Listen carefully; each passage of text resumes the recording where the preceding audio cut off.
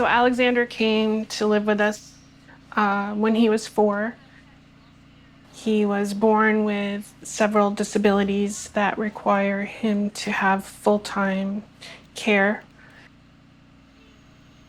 My son and his mother never really were stable together with the children. He was not going to school or attending his medical appointments, so he was missing a lot of the services that the school provided. He needed more consistency, somebody to take care of him full time. When he was 4, they called the meeting and said, he cannot stay with Cassandra. My son at that time just didn't have the capability to take in Alexander as well. And then he went into full foster care. And there was another meeting, wasn't there? And Kelly looked at me and I looked at her and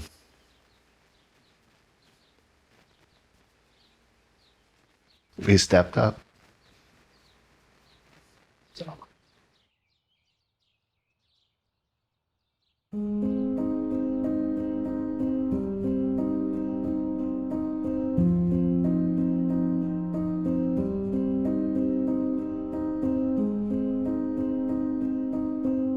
My grandparents bought this house, and my grandfather ran St. Johnsbury Real Estate out of the front office up front. St. Johnsbury is a small town.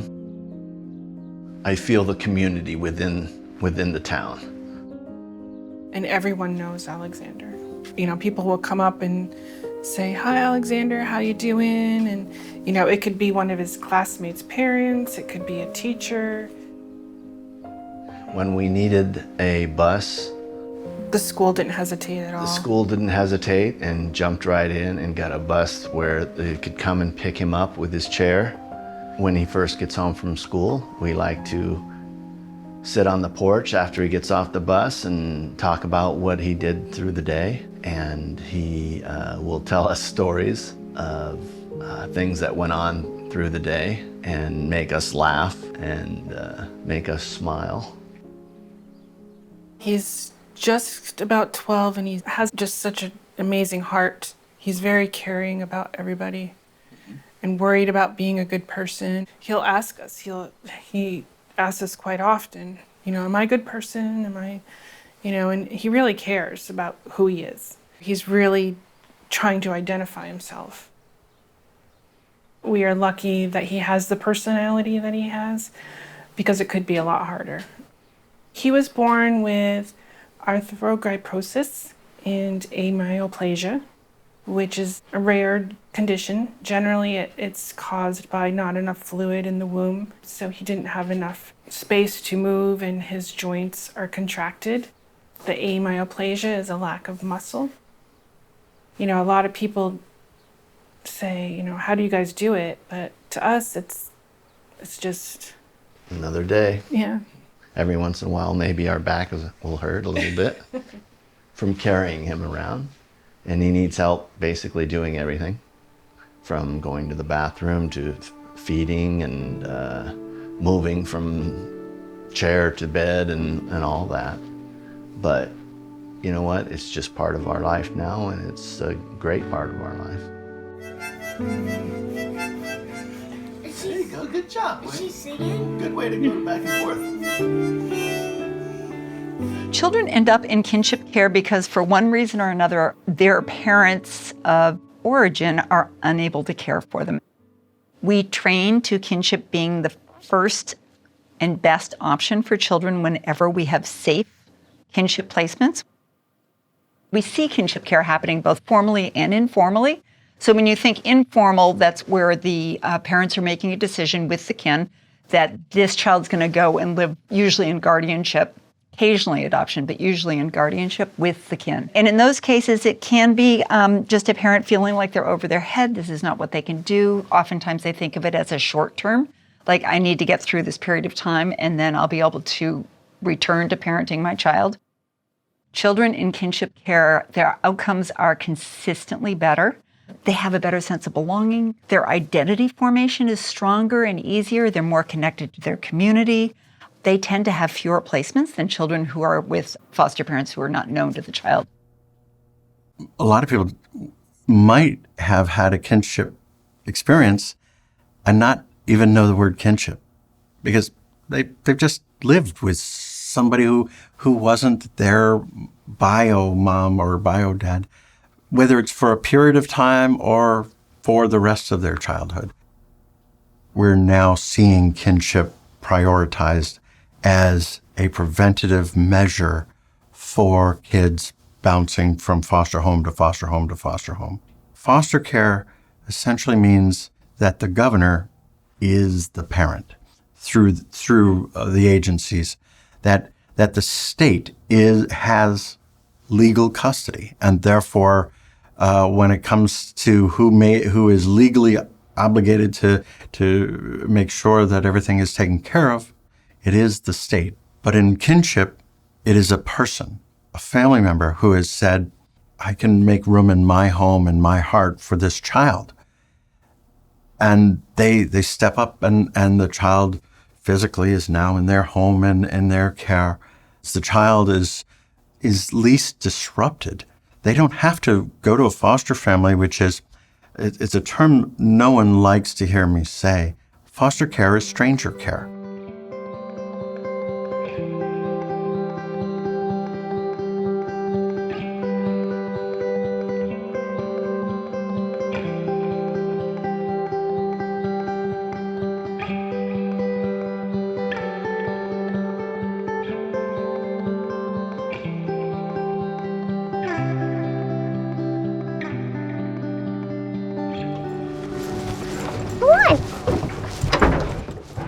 I was born in Vermont, and I've grown up here. I've been riding horses ever since I was 4 years old.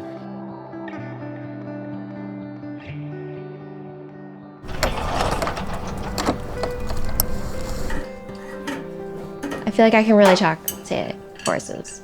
I feel like I have a special thing going on with them.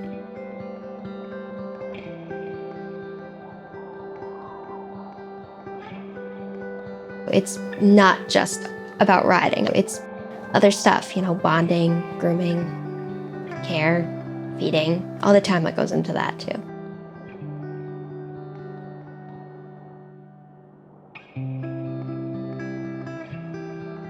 I live with my grandparents. Yep. They are my parents. I like living with my grandparents, even though it has definitely not been easy. I've moved out a couple times. It's wonderful to grow up with an older generation. And then it is also really hard to grow up with a generation that's grew up in a completely different time than what time I'm living in now.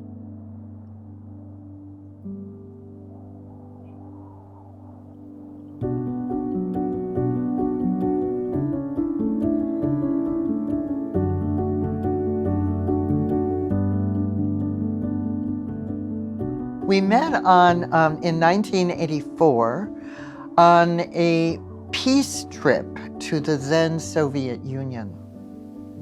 And then in 1989, my husband and I adopted a little girl from India.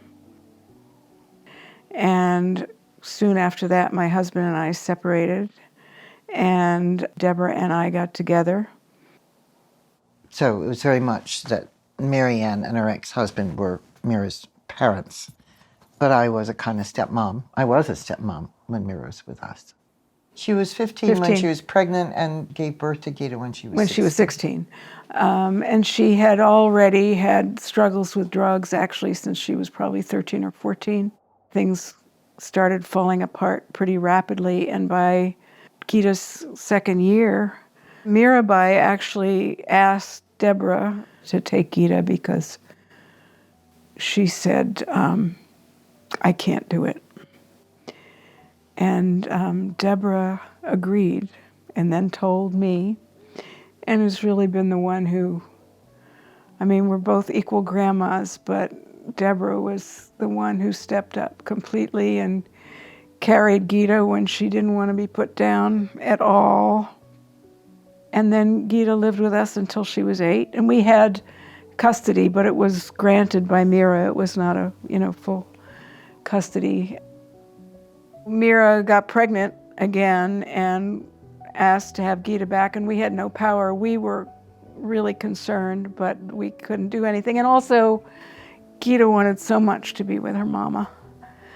So that's where she went, and that went on for 3 years. And we knew things were really hard and not well a lot of the time, but we didn't know how bad they were till later. And even now, Gita tells us new things about the hardness, especially for her.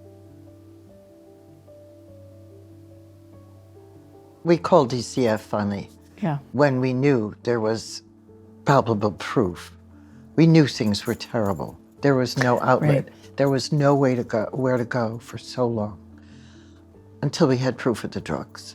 And then we all, 3 of us, called and reported to DCF. They took on the case, which we were very grateful for, and were with us by our side for 2 years, dealing with all the ins and outs of what happens then, which is very complicated. Until after 2 years, we were able to adopt Gita legally, and her younger sister was adopted by 2 young, wonderful friends of ours. And none of it's been easy for her. And she's an amazing person.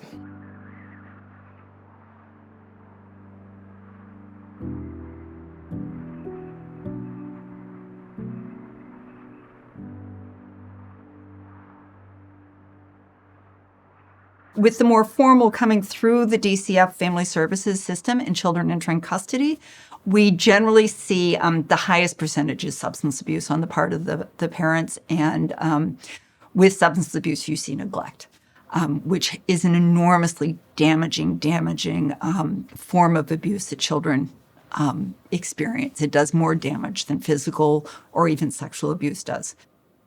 I see neglect as having that long-term impact on children, which really makes it difficult for them to settle into a family, even a kinship family, and have positive long-term outcomes. Another type of kinship care is called fictive kin, which technically is there's no blood relationship. Generally, the benefit of a family, a kinship family, is it preserves culture and heritage. But sometimes that isn't the case with a non-blood related. It might be somebody that is through friendship but doesn't share the same history, culture, heritage. What is beautiful is sometimes that those fictive kin families go the extra mile to preserve culture, heritage, history.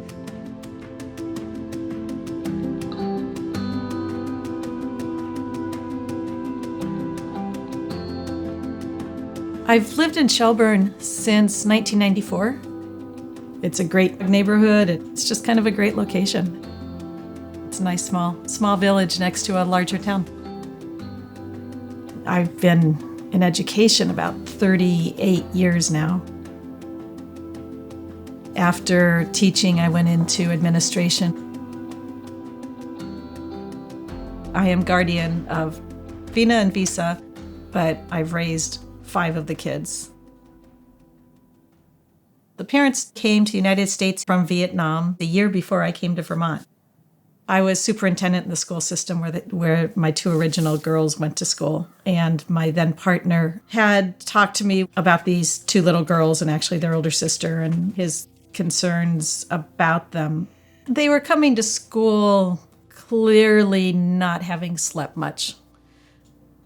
We went to lunch and the 2 girls were 7 and 8 and so adorable. They were just so adorable.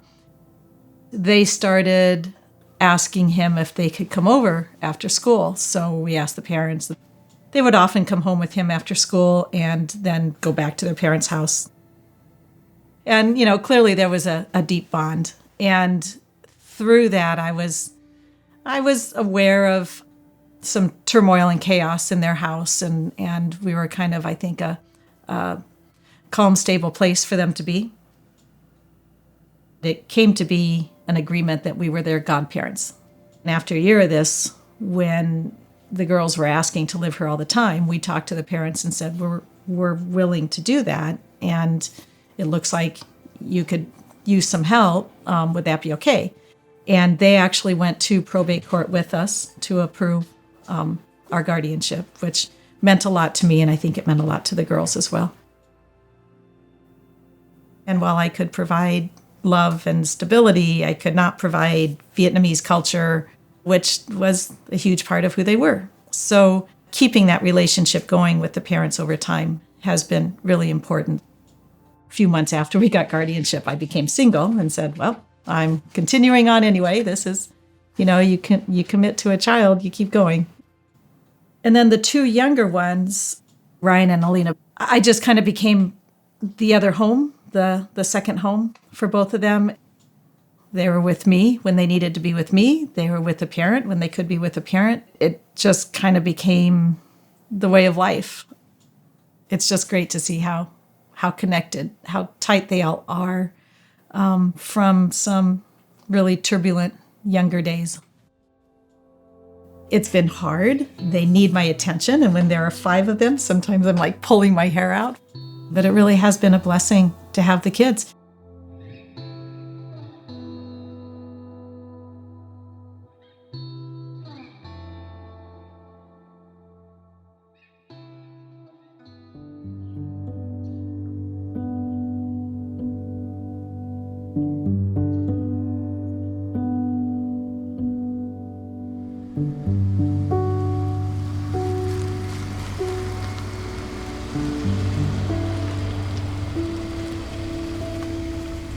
We ended up getting custody of our great-granddaughter because both parents were incarcerated. And she was living in New York. Her grandmother is not well, and she didn't have a lot of support. We stepped up and said, it's a lot for you. I'm retired. I have my husband's help. And so we went to court in New York. It took us 3 or 4 visits before they approved the guardianship of Alina to us. But we took her at the end of January of 2020. She misses her parents terribly. She misses her family in New York. But it was an easy transition for Alina due to how much time she was spent with us. You love your daddy, don't you? Yep. Whose bear is that? Daddy. Mm-hmm. Careful. This is a bear that when I get really sad and I miss my dad because he's in jail, I hug it because this was his little bear when he was little. I guess the biggest struggle for me was knowing that it's a daily basis. Before you make any decisions on what you want to do, you need to make sure there's no doctor's appointment. You need to make sure Alina's got aftercare. Your life changes completely because you just can't up and go when you choose. If you're tired, if you're not feeling well, you still need to be there. Whether it's helping with homework or reading or making sure she's doing her reading or making sure she's got everything she needs for the next day. Your life changes completely. It's not about you anymore and your freedom. It's about caring and giving all your love and attention and care to a child that really is going to need it. You want her to succeed in life, and so you want to give her the good values of life. Not that we didn't before, but this is a 24/7. Those are the things that you don't think about anymore when you're older. You've been there, done that, but now you're starting from scratch again.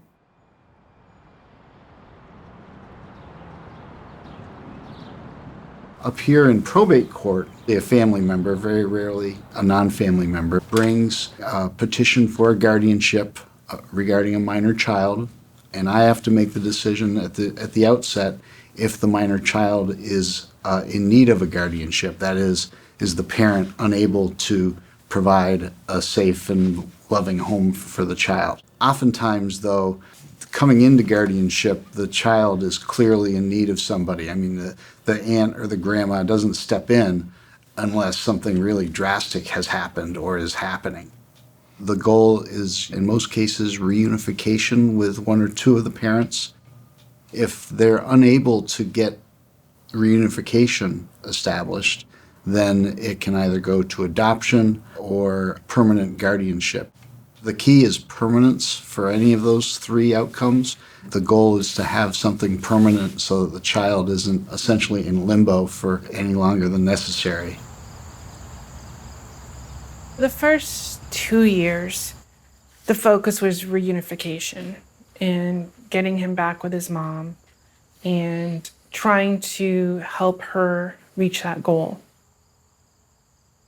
It was difficult for him not to know what was happening or going to happen. It's a long process and it's difficult for the child. That's the tough part, was his emotions, his feelings, his well-being. There's a pretty heavy balance in favor of the parents raising their own child. I mean, it's a constitutional right to raise your own kids. So you need to give parents a reasonable chance for reunification with their kids. I think that's the primary goal.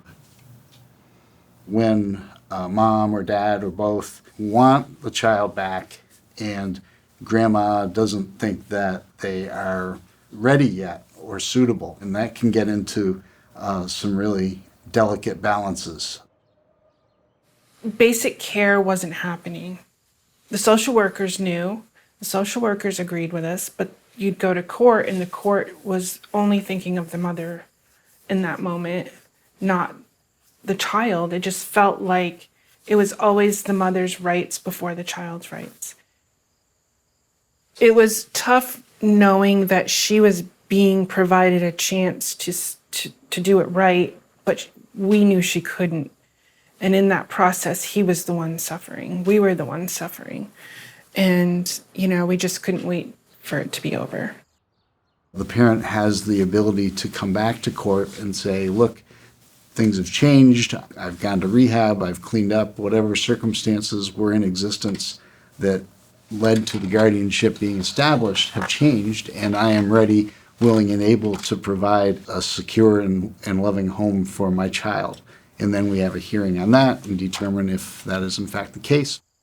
And, we could have a say, and she could stand up in court and lie and, just continue to lie, and they would believe her. And it was just like, it shouldn't take this long. Right. And we kind of understand that the courts want families to be together. The original families, biological parents with the children. The courts really want that. And we understand that. And it's just difficult to see the things that are happening that the court isn't seeing that, or we feel that they aren't seeing that, because of the many, many chances that were given. Of course, I get input from the guardian, and they give me input on where they think the parent is. In most circumstances, it's a gradual reintroduction of the child into the parent's life. You want to see how things go. If you say, oh, the guardianship is terminated, and then they go there, and then bad things happen, and then they come back to grandma, I don't think that's a good message for a kid or a good way for a kid to live or grow up. I think there is some trauma that is put upon the child during this period. And it's not intentional, obviously, but it is something that I feel the courts should take a little bit closer look at. That last year was going through the TPR, terminating her rights, not even knowing if that was going to happen because you had to go through the court system. The termination of parental rights is when the parent clearly has failed to live up to the expectations of the court as far as being able to take care of their child. And, it's obviously very serious, and it's not done lightly. It's done to give the child a sense of permanence, to get them to the point where an adoption can take place or a permanent guardianship can take place. And during that process, my son, he gave up his rights knowing that we could take better care of him. So he was still involved as well, but not through DCF, it was more on our terms. We just kind of waited patiently and did what we could and supported him and always asked him to love his mom.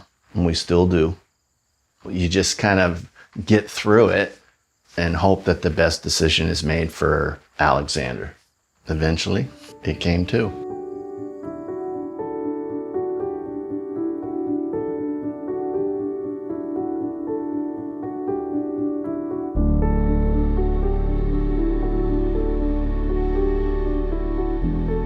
This society is one where there's what's considered a norm. Anything outside of what's considered that norm gets stigmatized. I think kinship care is one of those where it's not considered the norm. Our children should be able to raise their own children. We shouldn't have to step in. And the reality is that sometimes you do. The other stigma I see, they're older, they now have their grandchildren, they're doing a second round of parenting, they're having a hard time finding a cohort of support for themselves because the friends their community that they used to rely on doesn't have small children, and so they have a hard time relating to them. They're not always available in the same way. They don't have the same interests anymore, and yet they're also significantly older than the other parents in the school, and so it's hard to relate to them. So I think that gets also stigmatized, and for kids it gets stigmatized. It's like, how come you're living with your grandma?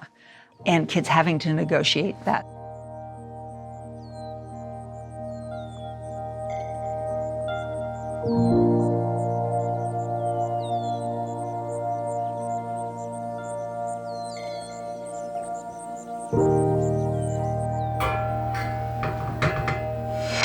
All of it or some at once? Just All of it. Get them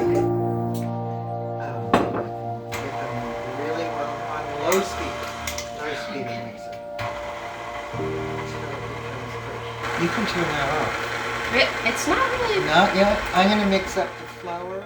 Gita first came to us. I was 60 then. I'm 74 now. I stopped all my work. I was an actor and a writer, and I performed one-woman shows and toured them and traveled around the world researching them. And it all just stopped. You cannot do that when you're raising a young kid. And as the years went by, there were other things that we really needed to tend to around Gita. And for all this time, I've done very little of my own work. Wait a minute, is that half or quarter? This is a quarter. Okay. I'm just gonna do it.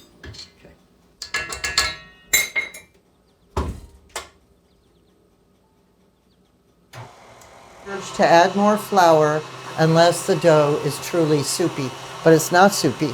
It doesn't look. It's sticky. It looks soupy, but it will be soupy. Oh, it's a little soupy.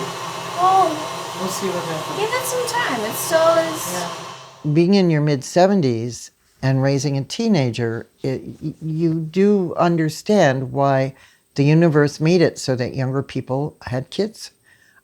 You understand that if you're taking them in at 2 years old, because you don't have the physical energy you used to. And sometimes I'd feel despairing. I think I'm not enough for her. I can't physically do what a young woman can do. And went for counsel to DCF, who said, yeah, but you have other things. You have experience. You have knowledge of things. And I came to rest on that. And had the most beautiful, beautiful times, however exhausting, with our girl as she grew. Now, she doesn't need that much tending. In fact, it oppresses her mightily.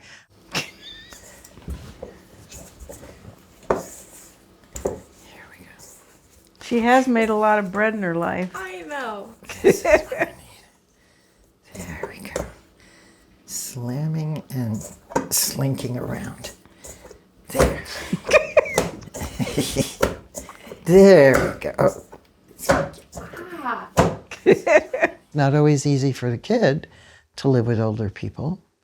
You're navigating the difference in age, the child is navigating the difference in her family situation as compared to almost every single friend she has. It's very different. Her friends' parents could be my children, but we're all on the same parental scale. It's kind of weird. It will be wonderful when she gets her license. We're all very close, but as a teenager, she also needs to pull away. And that's all natural. There is no adoption, there's no guardianship, there's no custody without loss. As soon as you have a child removed from parents, there's loss. What we know is that when people go through hard things together, it strengthens their attachment. And generally, when we're placing children with kin, these kids know these people. So they're able to buffer that child's experience in really wonderful ways.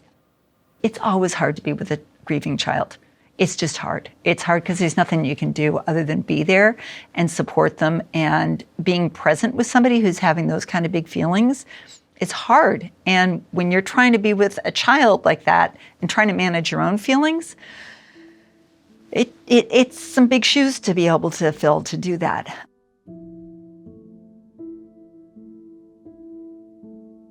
If you're doing kinship care, you are raising a child who's had some really rough times. Otherwise, you wouldn't be having kinship care. Guido endured serious dysfunction, witnessed violence, trauma, neglect. She came with a lot of grief and a lot of rage, all of which was physically enacted. She couldn't fall asleep till midnight, 1 in the morning. She wanted to stay with her mom. And she was forced to be with us, even though she knew us and loved us. That wasn't her choice. And I'll never forget that first night of telling her that. It wasn't easy. I had never had my own child. I thought my work in life was hard, going around to war zones and genocide zones of the world and interviewing people who've been through it and then touring plays about their voices around the whole country. I thought, oh, that's really hard. I knew nothing. Being alone in a bedroom with a suffering 2-year-old is, billions of parents know around the world but keep it quiet that this is the hardest job in the world. And there are no reviews, there are no audiences, no one's applauding for you, saying, good job, bad job, here, let me refix this scene. It's you and the child. It's very private. And you discover more about what it means to be a human being than you will ever learn from any other job in the world. The aspect of healing from the past is sometimes very subtle, sometimes things are okay and wonderful, and sometimes there are things that are going to thread through for a very long time. And we ride those waves. That informs a lot of your life.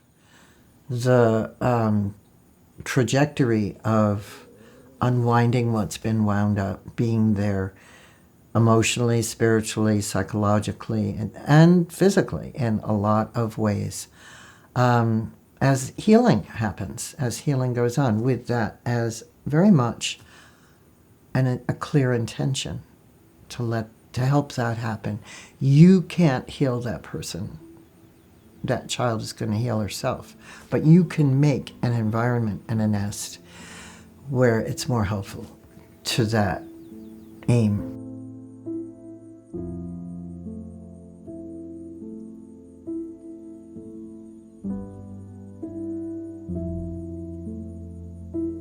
What we don't realize is the impact that trauma has on children's development and their understanding of the world.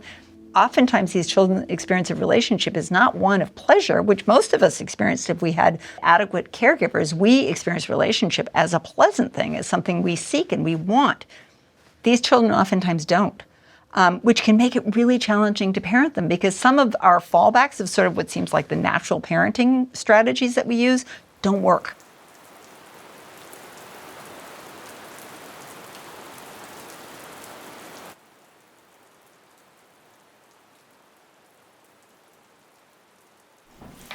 Should we wash these apples first? Yeah. Yeah, actually, that's pretty good, right? Probably wouldn't use the end one. And then just start layering and I'll start Okay. mixing. Have you made any apple crisp yet this year?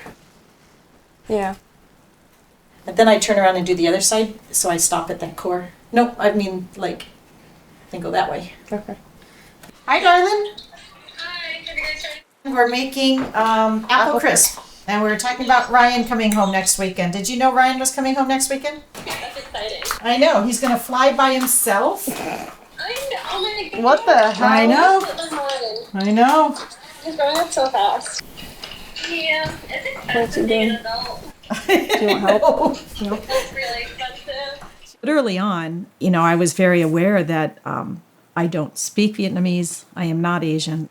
The Vietnamese community in the Burlington area is very tight, and I am not part of it. I can recall my first Thanksgiving that I was on my own with the kids. I said, let's invite your parents over. So they came over for Thanksgiving, and their mom, who is a great cook, made some Vietnamese food, and I made turkey and the American feast. And I sat down at the table in the dining room, and I looked around the room, and I said, I am the only person in my house right now who does not speak Vietnamese. This is different. And so it's also why I felt it was really important to maintain a strong relationship with their parents who could give them their culture, and I could not. I can give them opportunity. I can give them love. I can give them stability. I can't give them their heritage. Like it. Visa, what I did you think we'll just be say? okay with one. Okay. Visa, what did you just say? Like, we're not gonna eat all of this in one You guys are night. kind of breaking up. I'm sorry. Okay, stop here and let's start the new one. No, we're just gonna We're good. We're good. Are you sure? Yes. We have lots of apples. You gonna take apples back with you? No, we will eat them. How long does this cook? 30? I miss you guys. I miss being home. I know, we miss you too. Weird. Yeah, adulting is weird. Yeah. You know, there were those times I'd come home from a board meeting at midnight, a very, very difficult board meeting, and Vina would be awake in 7th grade and say, I saved my social studies homework for you. Can you help me now? And I knew that was as much about connecting as it was the homework. And it was important. And learning to balance my own stress, my own job stress, my own parenting stress, because I'm always second guessing what I'm doing, and their needs and their individual needs. Sometimes I felt like an air traffic controller. There continued to be some turmoil that spilled in and out of my house and the parents' house, and really felt like I was largely on my own, particularly when I was really on my own. I really felt like I was largely on my own around the kids had emotional needs. I mean, their life was disrupted. Their life was chaotic. It was traumatic in early years. And my background is emotional disturbance, so I recognized the trauma. But responding to trauma in your own kids is different than responding to trauma in the kids you teach. And that was a huge lesson I had to learn. None of my kids really were open to talking to a therapist. So ultimately, I found a therapist, and she helped me kind of as a support to me as a parent. It was very helpful. So if we had a particularly bad episode here, or a bad night, or there was something that went on, I had that outlet of somebody that I could talk to confidentially. That was very beneficial. There was no system. You know, when I was a foster parent, supposedly there's a social worker who tells you these things, although I can't say that always happened. But supposedly there is that person who's in the system who tells you how the system works. In kinship care, there isn't such a thing, and you learn it all by accident. They love their biological parents. They feel loved and safe here, but there's It's not the natural order of things or what their friends have. You know, there's those emotional landmines that you walk through.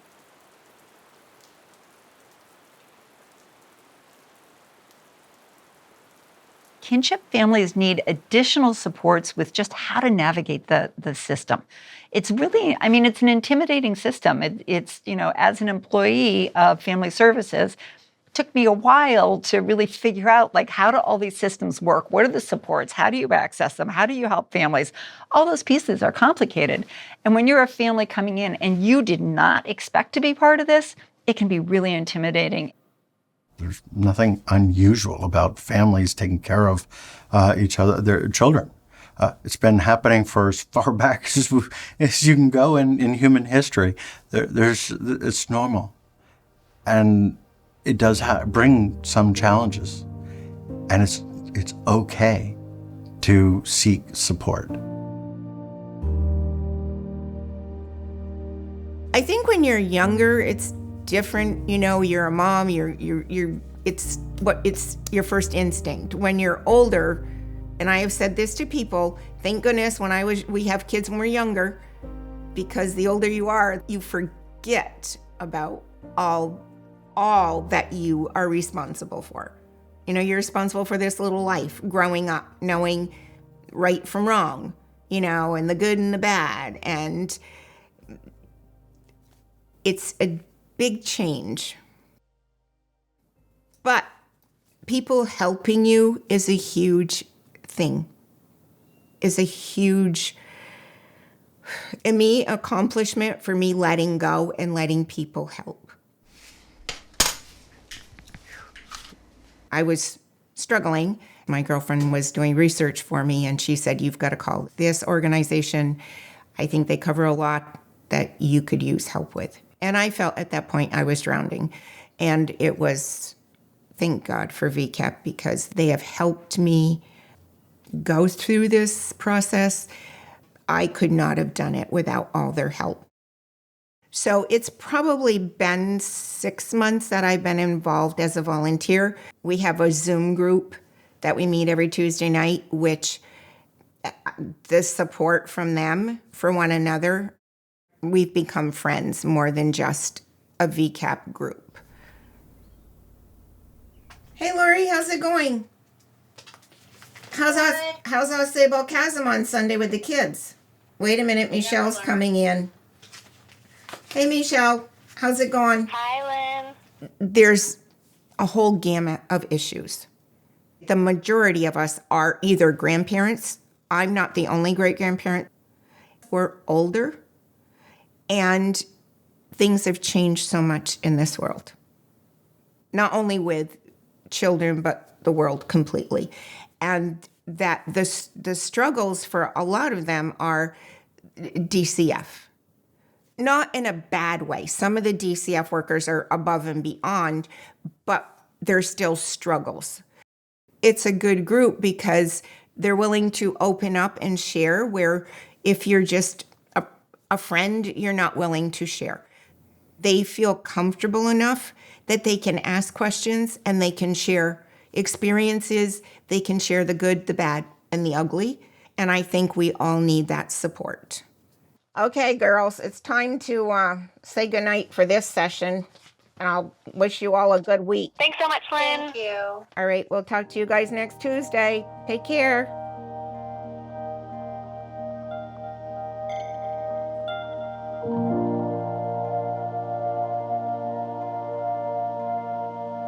We need to make kinship the first solution for stability and permanence. Kinship is more permanent. What we need is kinship to also be understood, not in the shadows. We need it to be understood so it is safe as well, that there is some oversight. A lot of families fear the system. They fear foster care and fear adoption, and they shouldn't. That fear keeps the kids in the shadows. I'll use my own personal story. My early childhood was a lot of physical abuse, verbal abuse, neglect, lack of food, lack of support from my parents. On the flip side, I had 3 relatives who were extremely meaningful to me. My grandparents and my aunt. Between the 3 of them, I think that they were that safe harbor. My grandparents, as wonderful as they were, shame is what kept them from calling. Fear kept them from calling. They knew of physical harm. My mother sliced a part out of my leg. I have burns from hot iron. The scars are there. My grandparents knew of these things, but they didn't. They chose not to talk about their son to anybody, and they chose to have us visit more often so that my parents would have more of a break from their children, and that would somehow help them. They tried within what they could. I don't fault them for it. I just share the story so that we can learn from it. And the story is that because of stigma, because of what society sees about when things are kind of going a little south for the child, to say it simply, they first, shame keeps them from talking about it. And second, the belief that if they reach out for some support and help, that their grandchild will become the next child in the news that got abused in some foster home. If we could address the shame, the stigma of, there's something terrible, we can't tell anybody, well, then it comes out of the shadows. When people let the shame keep them silent, the child's situation worsens.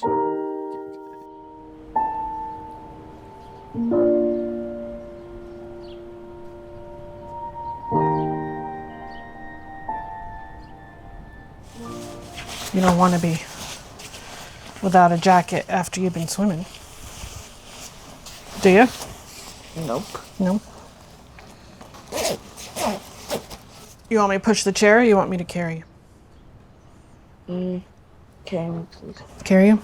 All right, here we go.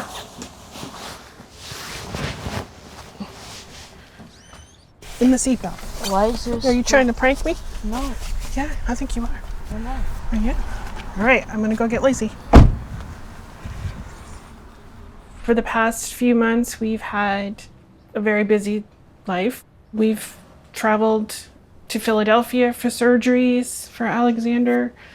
We have a new grandchild who's very ill and in the Boston Children's Hospital, just had surgery. So her 10-year-old sister's been staying with us as well. So it's a little extra time in coordinating 2 kids instead of 1. I wouldn't know any other life but to be busy, so.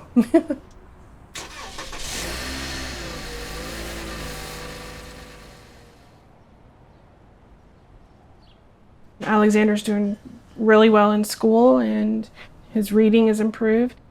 Socially, he's having a hard time. Middle school is a little harder to make connections with his peers than it has been in the past. Alexander really is a homebody. If we want him to do things, we need to push him to do them. So, we started looking at some of the programs they have, signed him up for swimming lessons. He loves to swim. We're always trying to find the things that he loves and experiences, getting him things that he can do on his own and keep his interest. Trying to find, nurture those things that he seems to gravitate to.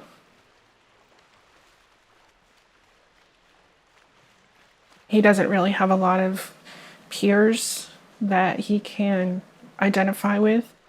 Signing him up with adaptive sports, it was our goal to make connections with other people with disabilities. He actually calls it his abilities. He doesn't call it his disabilities. He calls it his abilities. So we try to keep with that theme.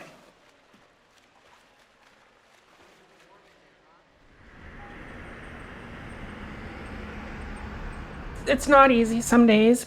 He has a lot of anger towards his biological mom, and we work through that as a family. But in a lot of ways, I think it's brought our whole family closer together. When we became kinship foster parents, knowing that if he came into foster care, there was the possibility that we would end up adopting him, and knowing that there really weren't any other family members that could take that on. And we just felt like that was what we wanted, needed to do. Alexander actually, when we were talking about filming, and he said, well, make sure you tell him that it's not all roses and rainbows.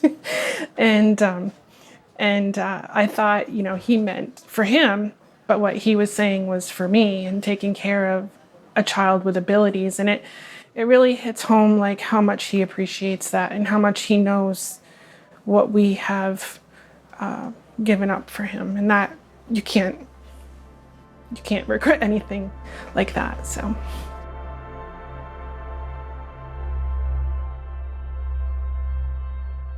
when children go into the homes of their grandparents, and that's their roof over their head, they're going to retain all those other things that is going to keep them less confused about who they are, or less in need for love and understanding and their historical context. Those little stories that grandma will tell about their parents when their parents were little, or about their grandparents talking about their grandparents. And those are all kinds of things that make us know who we are.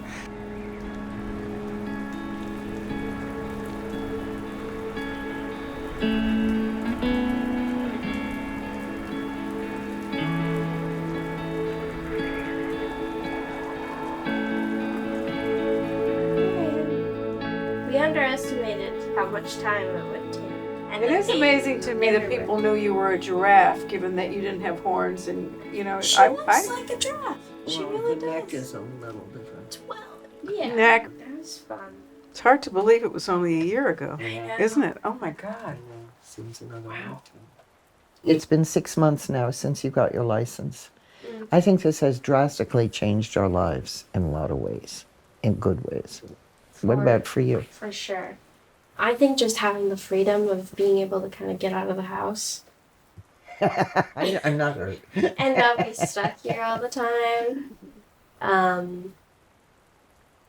Just be able to go over to a friend's house and not say, hey, can I have a ride? Yeah, Can you pick me up? because the answer sometimes is no, I can't. And it's nice also for me to have a responsibility of having a car.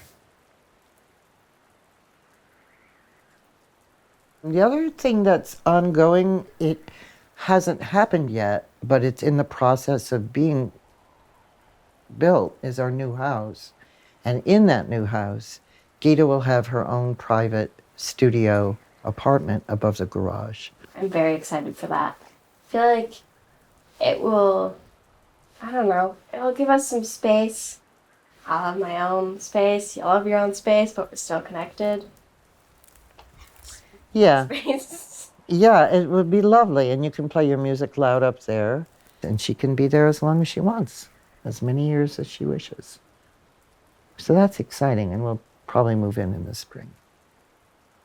Because what you didn't have control over is who you're living with as a family. You had no control. Right. But most kids don't anyway. They get born into the family they get born into. They have no control over it. But she didn't choose to live with two grandmas, and she is living with two grandmas, and we all love each other, but it wasn't her choice. And so where a choice can possibly happen, however compromised it is, we feel it's a healthy thing. Growing up in the society that I've grown up in, I really have, for a long time, not liked myself. And I think that one thing that I'm working through right now is really learning to love myself in all different areas, not even just my body, just like my soul and everything in my past and my future and present. I just don't like the idea of waiting till I'm in my 40s of liking myself. I would like to start now. My family is different. And, to kind of learn to be okay with that, And I have people who really love me, care about me, and we're a family. I think that's something that I really struggled with for a really long time, was just feeling so outside of the box that I, couldn't fit in the box, and trying to or wanting to, and kind of just realizing that that's not what my life is, and being okay with that, and that's really hard. But I don't think I would change anything, if I could. I don't feel guilty for the fact that my grandparents basically dropped their work for me. I did for a while, and then it just wasn't worth feeling guilty about, I think that honestly is like one really big thing for me, where I'm like, wow, these people were willing and happy to drop what they really loved to take care of me, and I don't take that for granted ever. I'm really grateful. But I also feel like there's this thing where I shouldn't feel grateful, because I do deserve to have people to love me no matter what. Our experience of kinship care is that it was a saving thing. It was so wonderful for us and for Gita, I hope, to be adopted by family as opposed to strangers, however wonderful. And it was a great gift. I mean, it would have been horrible for us, who were so involved with her life anyway, and so attached to her, and knew she was attached to us, to not be able to adopt her. That would have been a tragedy, I think, for all three of us.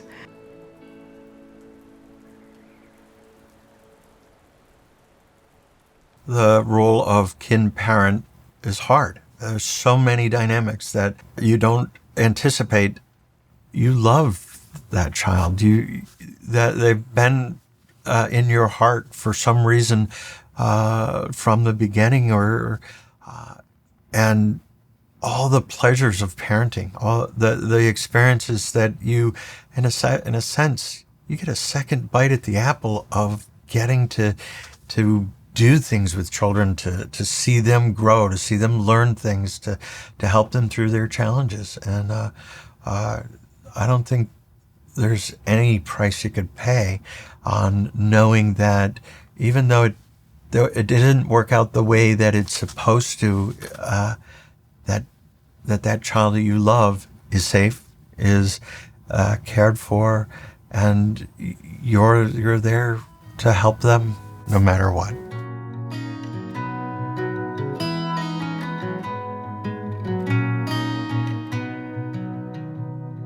I can remember the days of all 5 kids here, 4 of them girls, lots of drama, and just going, can I just have a peaceful moment? And now it's like, what am I supposed to do with myself? Where is everybody? Why is it so peaceful? Visa is teaching 5th grade, her first year of teaching in Virginia Beach. Vina is in Saratoga Springs working in a PT rehab center, sports rehab. Ryan is a freshman at Milton Hershey Academy. Annalena is a junior at Community College of Vermont. And Sung is out in San Diego working in marketing. So that's all kind of cool. Things are changing for us because I announced my retirement from work this June. I'm getting married in May, and we'll sell the house, and we're trying to figure out what that means for everybody. It's time to start thinking about what's next, because they're getting older, they're moving on. So, we have to figure out new traditions as the kids launch and develop their own lives. But I know that we will always have each other and seek that opportunity to come back together. But I have really grown from the experience of being allowed to be their parent. I am much more aware of cultural differences, mixed families, how the traditional mom, dad, 2.5 kids live happily ever after is a lot less common than people realize. I've learned a lot of patience. I've learned to slow down, to appreciate alone time.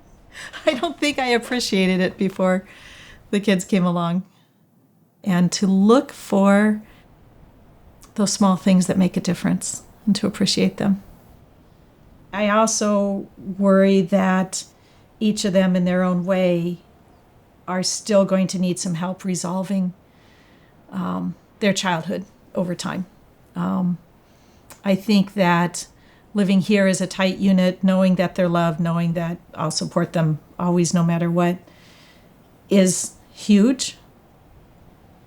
But to be a fully emotionally healthy adult, you've got to be open over time to working that through. Thank you guys for doing this with me since we couldn't get together in person.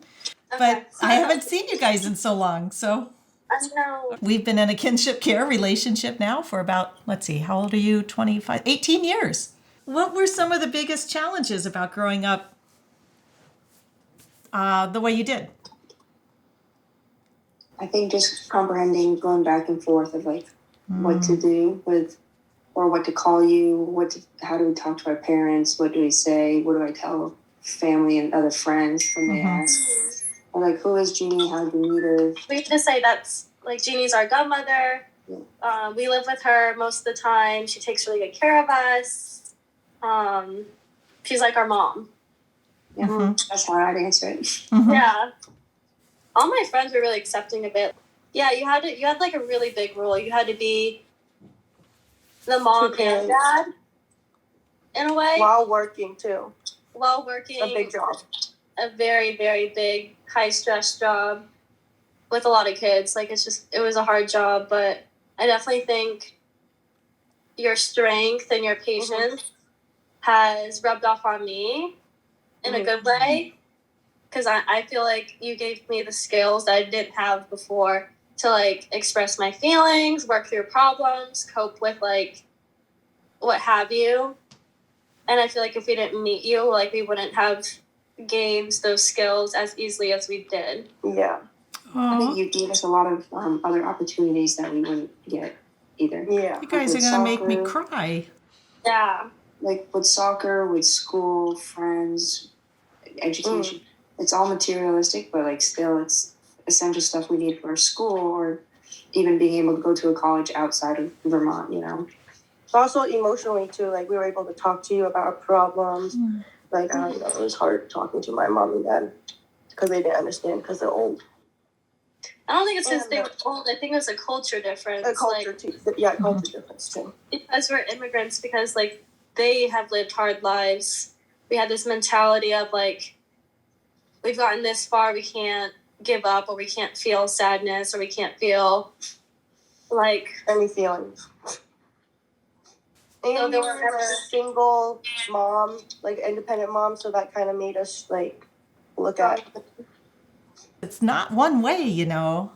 You guys have given me so much richness in life, so much joy, so much.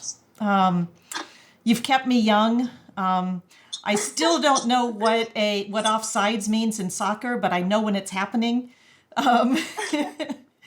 I loved how you just kind of embraced living here and made it your home and made me your mom. And yeah, you just made me an entirely new person. And I thank you for that. I love you so much. Oh, we thank you for everything you did for us. I tell you a lot. But like, thankful we are, and really don't know where we would be without you. You'd be fine. You're strong, resilient people. I can see that. But I'm glad that I was able to play a role in getting you to the adulting stage, and you really made life awesome for me. Yeah. Well, yeah. You guys are coming home for Christmas, right? Yeah, Hunter will be there for Christmas. Awesome. Okay, awesome. So we'll do all kinds of catch up then. Thank you guys. I love you all. Love you. Talk to you soon. Bye. Bye. They're so awesome. That was fun. I miss them so much.